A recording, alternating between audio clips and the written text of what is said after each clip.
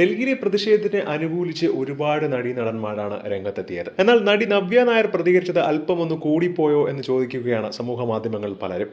കാരണം കൊൽക്കത്തയിലെ ഒരു പോലീസ് വാഹനത്തെ തടയുന്ന ദൃശ്യമാണ് താരം ഇപ്പോൾ റീക്രിയേറ്റ് ചെയ്ത് പങ്കുവച്ചിട്ടുള്ളത്. എന്നാൽ താരം എവിടെയോ ഒതുക്കിയിട്ടിരുന്ന ഒരു പോലീസ് വാഹനത്തിന്റെ മുന്നിൽ നിന്ന് വെറുതെ ഷോ കാണിക്കാൻ വേണ്ടി കൈവച്ച് ഒരു ഫോട്ടോ എടുത്തതാണെന്നും ഇതിനെ വെറുതെ പോസ്റ്റ് ചെയ്ത് വലിയ ആളാവാൻ നോക്കുന്നു എന്ന് വിമർശനം ഉയർന്നതോടുകൂടി നവ്യ നായർ ആ പോസ്റ്റ് ഡിലീറ്റ് ചെയ്യുകയായിരുന്നു.